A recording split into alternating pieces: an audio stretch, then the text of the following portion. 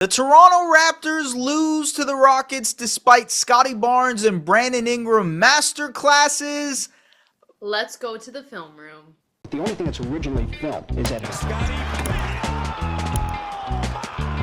and I've studied older films and tried to figure out how I got that impression. I was getting amazed when in the cutting room. The unique thing about film is an art form exactly. is the editing. Scottie Barnes has been exceptional to start this season for the Toronto Raptors, despite the fact that they are losing. He has been way more willing as a roller and cutter to the basket, working off ball. Here, he slips this screen, and then great pass by RJ Barrett. Good cut and finish by Scottie Barnes. Scottie's three-point shot has looked great to start this year. Rockets are in a zone, and so one of the best ways to break a zone is to knock down your threes. He's been good above the break. He is 9 of 20 from 3 to start this year, shooting 55%. He might cool down, but it's been a great start so far. And of course, him being able to knock down these threes provides him a window to drive the basketball too, because teams will start closing out more often. So you see here, Clint Capella gives him a ton of space, but Josh Okogie tries to contest. That gives him options, right? Scottie always does a good job of finding his teammates with interior passes, and here in transition, gets the early work on Şengün. They send a double immediately. He finds a nifty pass to CMB, but CMB does not finish the layup. I still think Scottie is leaving a little bit on the table as a screener, but generally I understand why he's trying to slip to the basket here, because if they do send tons of help at Immanuel Quickley on this drive, then Scottie has an open advantage rolling to the basket. So now there's 2 on Quickley, and Scottie once again does a really good job of recognizing that, popping out to about the free throw line, and then knocks down this mid-range jump shot. Mentioned the cutting, but this was just good awareness from him off ball to finish at the basket with the dunk. Very nice stuff from Scottie Barnes. A lot of the question marks about Scottie in the preseason was that he wasn't playing with enough force, and I think against a very good defensive Rockets team, he played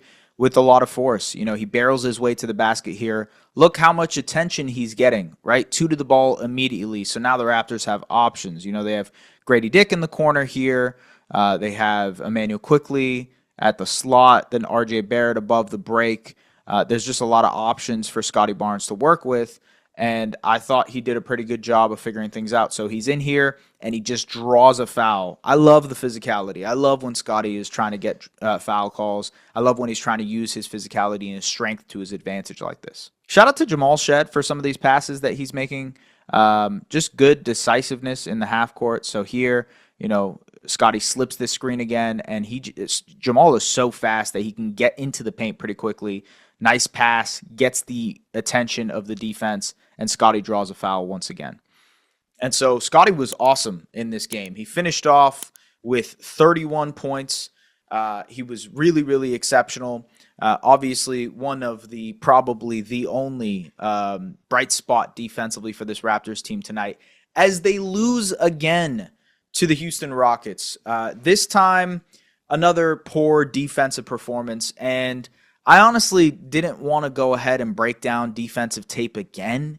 It felt like I was kind of beating a dead horse in this situation, kicking a man while he's down, so to speak, whatever you want to call it, whatever euphemism you want to use.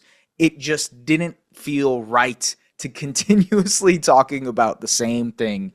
You know what they say, the definition of insanity is doing the same thing over and over again. Well, the Toronto Raptors are doing the same thing over and over again, and it didn't feel right for me to keep doing the same thing over and over again. It feels like it wouldn't make sense for you guys to tune in and watch terrible defensive clips consistently and me breaking down why they are so terrible. Just doesn't make sense. But I will break down why that defense sucked again tonight for the Toronto Raptors. It was not good. Look, no Jakob Poeltl, sore back or back soreness, lower back soreness. It's clearly something that's been bothering him to start the season, bothered him in the preseason, made sense. It didn't look right. Colin Murray-Boyles steps into the starting lineup. And while I thought CMB was pretty good offensively in this game, he knocked down, 3 threes, showed his above the break range. I thought he struggled in terms of the foul calling. Also, the Raptors in general, they got called for 26 fouls and Houston took 34 free throws. Now, I'm sure there's going to be people in the comments saying, well, the Raptors don't get foul calls, et cetera, et cetera. Yeah, you know what? It's because they're not respected as a defensive team. And rookies don't get respected defensively either way. So this is just something that I expected with CMB just because he is such a physical player, physical defender. He did have his moments defensively against Şengün, stonewalling him on a couple of drives. But I think for the most part, when he was trying to be physical, he got called for fouls. And so that limited his physicality overall in this game. Which is just a part of the learning curve for a rookie. Like, it's kind of expected for him to have these kind of moments, even on the defensive end. And so, the main reason this Raptors team lost is defense. They gave up 139 points. That's the second time this season they've given up 139 points. They gave up 139 points against the Mavericks. They're giving up, I had the tweet here earlier, but they are giving up 123 points, I believe it is, per 127. There you go. Let me get it correctly. Second time they've given up 139 points in 5 games. Their defense is allowing 127.8 points per game to start this year. Very bad defense. They just look like they have no idea what they are trying to achieve on that end. And I agree, the Jakob Poeltl being out tonight, especially against a massive Houston Rockets team, really hurts. The Raptors got dominated on the rebounds. Houston had 53 rebounds. The Toronto Raptors, 22. 22 rebounds. The Rockets almost had as many offensive rebounds as the Raptors had total rebounds. So second chance points were another thing that really, really hurt this Raptors team tonight. And the reason second chance points hurt, especially for this Raptors team, is because they're always in rotation. And so they're always out of position. And so being out of position makes it harder to box out. And the Rockets do an incredible job of gaining offensive rebounds between Steven Adams, between Amen Thompson, guys who just relentlessly crash the offensive glass. Let's see. Yeah, the Rockets only took 2 more shots total in this game, but it felt like they took a million more shots than the Raptors. Just the sheer quantity of possessions that they got was different. So yes, size has been a factor for this Raptors team, especially with Jakob Poeltl either being hurt or ineffective for them. You see it with, obviously, Anthony Davis and Cooper Flagg in their Mavericks game, and Victor Wembanyama in the Spurs game, and now this game with Steven Adams and Alperen Şengün and Amen Thompson and all these guys, just big dudes. Jabari Smith Jr. had a great game for them. So size is clearly a factor that is impacting this Raptors team. I'm talking about Giannis. It feels like it was a million years ago, but Giannis was a huge factor against this Raptors team. Size is an issue when it comes to this Raptors team defensively. They're playing the Cleveland Cavaliers on Friday. Size will continue to be an issue against that Cleveland Cavaliers team with Evan Mobley and Jared Allen. We'll see what happens, man. We'll see what happens. They were less aggressive today, I thought, in terms of point of attack pressure. They weren't picking up the ball as high up the floor. I think that's partially matchup-wise. Like, they just didn't want to do it to the Rockets because the Rockets probably do a great job of crashing the offensive glass. And so if they get shots up, they won't have guys who can help close out defensive possessions, et cetera, et cetera. Great games from Scottie Barnes and Brandon Ingram. Brandon Ingram, I didn't break down his highlights, but BI had 29 points on 16 shots. He had 4 assists, 1 steal, knocked down 5 threes, had 1 block as well. I thought BI was really in a mode offensively as a scorer, just pitch perfect for what he needs to do. And truthfully, I know there's been a lot of questions about this Raptors offensive scheme, especially heading into this year. But from the 3 wings that we had questions for and how those guys get acclimated, RJ, BI, Scottie, how those 3 work together, those 3 have worked like a charm. BI, I think, has been getting into the rhythm, truthfully, of figuring out where he plays and where he figures into this offense. But he was excellent tonight offensively. Scottie has been very, very good, and the 3-point shot gives him another dynamic. Hopefully that stays. But even outside of the 3-point shot, I think he's been excellent offensively and pretty good defensively, despite how bad this team is. RJ Barrett, I've mentioned a million times so far in this recap, just how perfect he's been for this team offensively. Had a quiet night today, 10 points, 11 shots. You're going to have nights like that. But so far, it's been a very, very good start to the season for RJ Barrett. I can't say the same for a couple of those guys defensively. I think BI has struggled defensively. I think RJ has had poor moments defensively. Scottie has been the best of the bunch so far defensively for sure, but even him can't clean up. He can't clean up everything for this team. The real sore spot for this Raptors team right now is their center position, their lack of size, especially without Jakob Poeltl, and their point guard position. Immanuel Quickley just has not been good. And while if you look at the box score of this game, you say, well, he played 31 minutes, he took 11 shots, scored 15 points, knocked down 4 threes, which is a good sign. Him knocking down his threes is a good sign for this Raptors team moving forward. He was really cold, and if he's not knocking down his threes, there's really no utility for him. So it's good that he's knocking down his threes. Had 7 assists, but I think some of those assists were truthfully just like pass it to Brandon Ingram, and Brandon Ingram scored. Or in this particular moment, a hit-ahead pass or a transition pass to Scottie or someone else, and they score. No real advantage creation from Immanuel Quickley. And I think, truthfully, Samson mentioned it a couple days ago, there's a little bit too much dip on his chip. I kind of agree that he's forcing things a little bit on the offensive end. So let's break down some Immanuel Quickley tape and some things that I noticed when it came to him offensively. Okay, so, the Raptors are running a pick and roll. And again, Scottie is going to slip this screen. We just talked about how much Scottie likes to slip. IQ doesn't get this pocket pass down. And so he gets this ball stolen. Rockets are out and running. And I think part of that is just like he telegraphs this play too quickly. Like he, no pun intended, everybody knows this pass is going here. And it's partially because he picks up his dribble, right? As opposed to this where it's a much more wide open pass, right? The lane is easier, and this is a good pass from Quick, but again, like two-hand pass to Quickley, to CMB there for the roll, and a great dunk by CMB there as well. But this is bizarre to me. So, look, you have a 1-on-2 fast break. If you really want to include both Scottie Barnes here and Brandon Ingram here, and Alper and Şengün here, since they're all in this half court, you've got a 3-on-3, okay? But I don't think those guys really count. You can probably exclude Şengün from this play and say that you've got a 3-on-2, okay? You've got a 3-on-2 situation. Every high school team practices this situation. I remember I practiced this situation a lot. And look, I just think this is not the right play to make, man, because you have Jabari Smith Jr., who's a solid 7 feet tall, Kevin Durant, who's a solid 7 feet tall, and you're going to barrel your way to the basket. I like being aggressive. I do like it. But you're not going to get the benefit of the doubt on this call here. And so, Şengün is trailing the play. Scottie is wide open. BI is going to be shaking to this corner here. And I'm sure people who are listening to this on the audio side know what play I'm talking about because it was a really bad play in the game, and he just gets blocked. And on the other side, I didn't clip it, unfortunately, but on the other side, the Rockets knocked down a corner 3. It was a wasted possession. The Raptors' transition defense has also been terrible so far. But, yeah, very bad there from Quick in terms of the decision-making. Probably just forcing it too much. So the Raptors like to run... Let me do this again.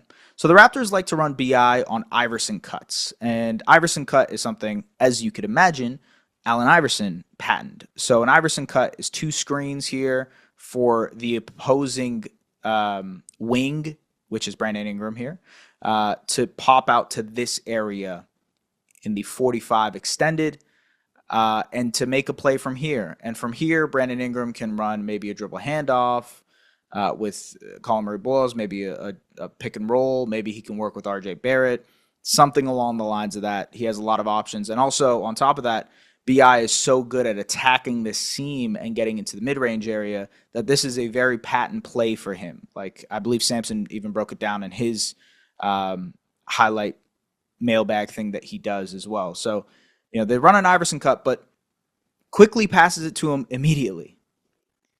And this basically nullifies the play. There's no Iverson cut that happens. And you can do this. It's possible. But I'm trying to not make myself laugh. I'm sorry. But they pass it back to IQ and they run the exact same play for BI to get to the exact same spot. And so it's just Curious decision making from Quickley here to give him this spot in this position when he knows that BI likes to get it instead in this position. So that's kind of just decision making from Quickley that I'm curious about. This is a big issue I have with Quick in general, is the fact that he picks up his dribble really quickly. So he's here, he makes this pass to Jonathan Mobo, but like he can keep his dribble alive and try to create an advantage continuously. It just limits his ability as a playmaker and lead guard if he continues to pick up his dribble like that. Quickley has been relatively good at these hit-ahead passes, so usually this would be a hit-ahead pass to Scottie Barnes, who could leak out in transition here against Reed Shepherd, of all people. Barrel to the basket. Scottie's having an excellent game, fourth quarter, 12-point game. You've kind of cut into this lead here. Let's make some good plays.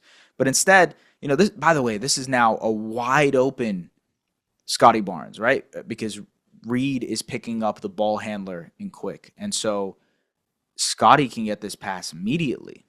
But instead what happens is, IQ decides to take it himself, and nothing comes of that. And the transition play is broken down. Whereas that could have been a pretty easy bucket for the Toronto Raptors in that moment. Just another example of stopping and picking up your dribble in these moments. So IQ picks up his dribble in the paint against Reed Shepherd. Now, Scottie later in this play makes an ill-advised cut, which forces the turnover. But generally, I think if IQ were to keep his dribble alive, he could either, come out here and reset, or he could kick it out to RJ. And instead, he kind of keeps himself stuck here, right? And now Alperen Sengun can dig in, or Jabari Smith can be the help here on the smaller Reed Shepherd. And so what happens is he turns around, he sees Scottie. Scottie continues to cut. It's a bad pass. It's a bad cut, truthfully, also. And it's a turnover and a dunk. Another tough decision-making possession from Quick here, where he's just holding the ball for too long. The Raptors are trying to run multiple actions for Quick to get downhill. Quick does get downhill. He draws to CMB is wide open here above the break.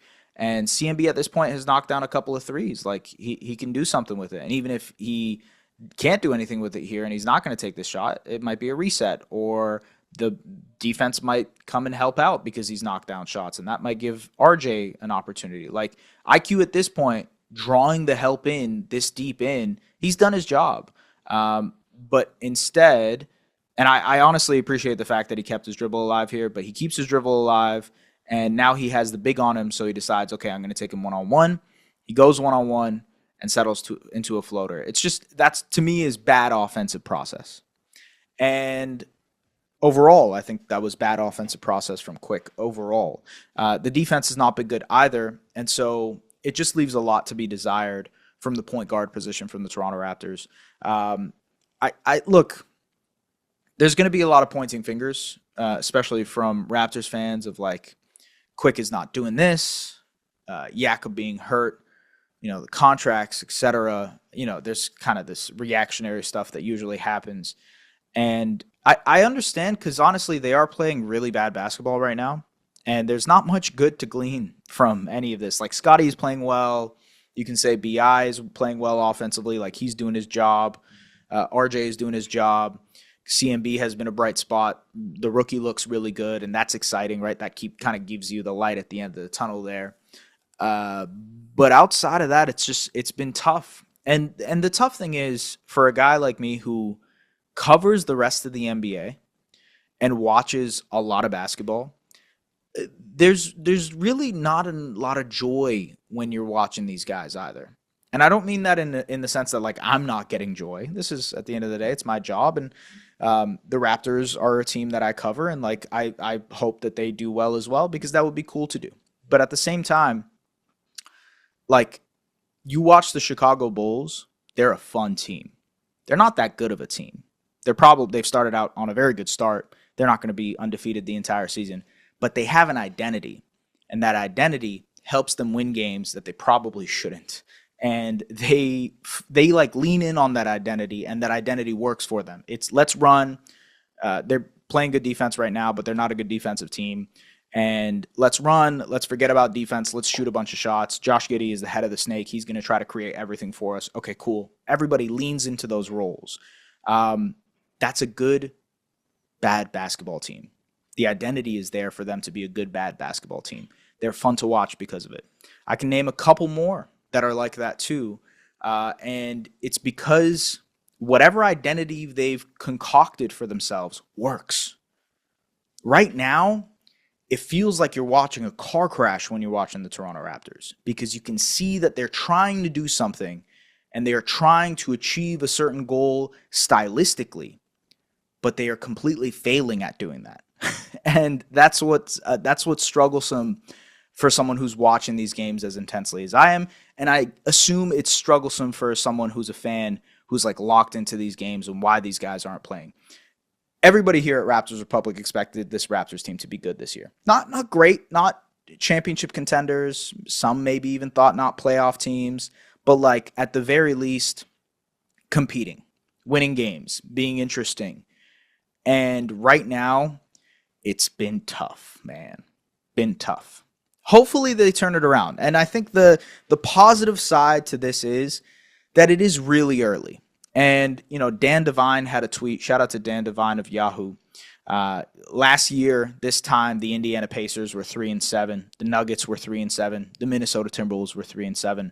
They all ended up in the Western Conference, the conference finals for their teams. One of those teams, actually, no, the Nuggets didn't make it to the conference finals. Sorry, they made it to the conference semifinals, but they were one win away from the conference finals. And two of those teams made it to the conference finals. One of them made it to the finals. Things can change really quickly in an 82-game season. Perhaps there are not that many ways for this Raptors team to change and adjust, but at the same time, things can change pretty quickly. And so my optimistic glass half full take after telling you that this is not fun right now is to say that it's a long season and there's still a lot of games left. And that's not a threat. That's a promise. I think that the fact that there are a lot of games left means there's a lot of time to work things out. Folks, as always, like, comment, subscribe, tap into Raptors Republic for the best Raptors content, in my opinion, between myself, Samson, Trey, and everybody else here. Run It Back dropped a new YouTube video. You guys should go and check that out as well. Everybody on the writing side, very, very cool. Shout out to Buckets and Tea with Catherine doing the podcast as well. Check it out. We do a lot of cool stuff. Also, wanted to mention, appreciate you guys. As always, I actually had nothing to mention, but thank you very much. Oh, this is what I wanted to mention. Go Blue Jays. Team of Destiny. 3-2. Game 6 in Toronto to seal the deal and win the World Series. Incredible.